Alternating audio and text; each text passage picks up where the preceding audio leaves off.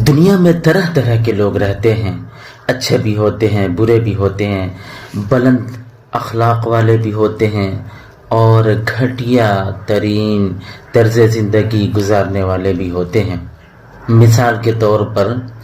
بارش کا موسم ہے، ایک انسان گھر سے جا رہا ہے، اس کو بازار جانا ہے، پھر واپس آنا ہے، راستے میں کیچڑ ہیں، پانی لگے ہوئے ہیں، تو بہت سنبھل کر جاتا ہے تاکہ ایک بوند بھی کیچڑ کا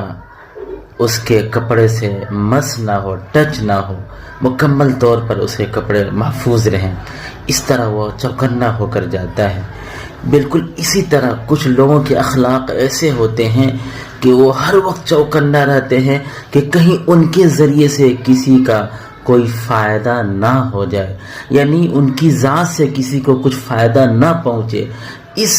چکر میں رہتے ہیں، اس تلاش میں رہتے ہیں، اس فکر میں رہتے ہیں۔ حالانکہ یہ جو طریقہ ہے اللہ والوں کا طریقہ نہیں ہے،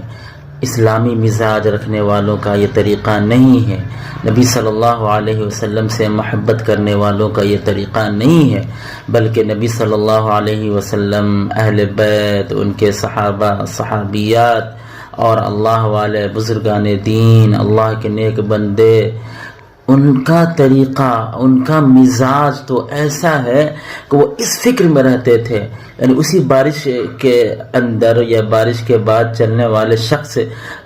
کی طرح وہ چوکنا اس طرح رہتے ہیں، اس طرح فکر کرتے ہیں کہ ان کے ذریعے سے زیادہ لوگوں کو فائدہ پہنچے۔ بلکہ بہت سے ایسے حضرات ہیں جو اسلام کو اچھی طرح سمجھتے ہیں اور عمل کرتے ہیں شروع سے لے کر اب تک، وہ ایسے ہوتے ہیں کہ وہ بارش والے شخص کے مقابلے میں بہت زیادہ اہتمام اس بات کا کرتے ہیں کہ ان سے زیادہ امت کو فائدہ پہنچے۔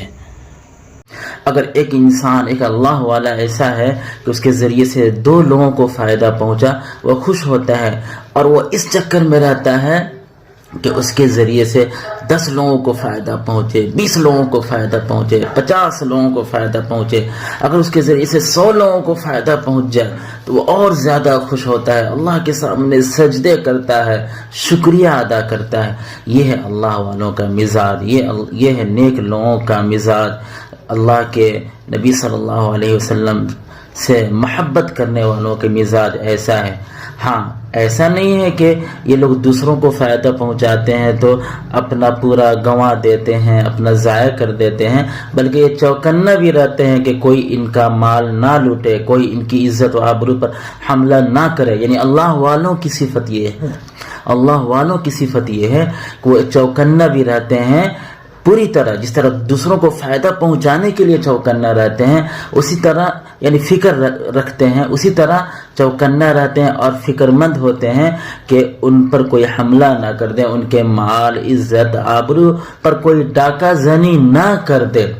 تو یہ ہے مومنوں کی صفت، یعنی اچھے اوصاف، اچھے اخلاق یہ ہیں کہ ہم چوکنا رہیں کہ کوئی ہمیں لوٹ نہ لے، ہمارا مال کوئی چوری نہ کر لے، ہماری عزت و آبرو، ہمارے گھر، اہل خانہ پر اور ہمارے دوست احباب اور ہماری قوم پر کوئی حملہ نہ کرے۔ اس طرح بھی چوکنا رہنا ہے کہ کوئی لوٹ نہ لے، کوئی چوری نہ کر لے، اور اس طرح بھی فکر مند رہنا ہے کہ اور چوکنا رہنا ہے، فکر مند رہنا ہے کہ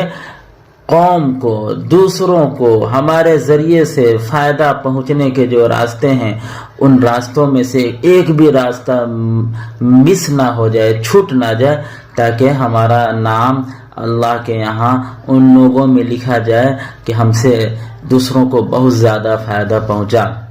اور اگر ہم سے دوسروں کو بہت زیادہ فائدہ پہنچ رہا ہے اور ہمارے ذریعے سے ہزاروں سینکڑوں لوگوں کو فائدہ پہنچ رہا ہے تو ہمارا درجہ بہت بلند ہوگا۔ آپ دیکھیے کہ مولانا محمد قاسم نانوتوی رحمۃ اللہ علیہ، اسی طرح منگیری رحمۃ اللہ علیہ، یا بڑے بڑے جو لوگ ہیں کہ دیوبند کو قائم کیے، ندوۃ العلماء کو قائم کیے، اسی طرح بہت سے لوگ ہیں جو کتنے غریب لوگوں کو اٹھائے اور رزق کے لیے راستے ان کے جو تھے ان کو بتائے، تجارت کے طریقے بتائے، کمانے کے طریقے بتائے، حلال روزی۔ تو ان کا درجہ کتنا بلند ہے، قاسم نانوتوی رحمۃ اللہ علیہ کا درجہ کتنا بلند ہے، یعنی سمجھیے کہ ان کے پاس تو ہزاروں لاکھوں کروڑوں اربوں ثواب ہمیشہ پہنچتے ہوں گے. اسی طرح منگیری رحمۃ اللہ علیہ، اسی طرح پوری دنیا میں مثال لیجئے. اسی طرح وہ شخص بھی جس کے ذریعے سے کتنے غریبوں کے گھر میں چولہے جلے اور وہ دنیا سے چلے گئے ہیں، تو ان غریبوں کے گھر میں چولہے جل رہے ہیں، ان کے گھر میں بچے کھا رہے ہیں، پی رہے ہیں، اس سب کا ثواب، صدقے کا ثواب اس شخص کو پہنچے گا جس نے فائدہ پہنچایا. تو اسلامی مزاج بنانا چاہیے کہ ہم چوکنا رہیں کہ کوئی ہمیں لوٹ نہ لے اور ہم سے زیادہ لوگوں کو فائدہ پہنچے. مطلب پرستی کی دنیا سے ہمیں بچنا چاہیے. اللہ سے دعا کرنا چاہیے کہ اللہ ہمیں مطلب پرستی کی دنیا سے بچا دیجئے اور اپنے نیک بندوں کے راستے پر چلا دیجئے. اہدنا الصراط المستقیم صراط الذین انعمت علیہم غیر المغضوب علیہم ولا الضالین.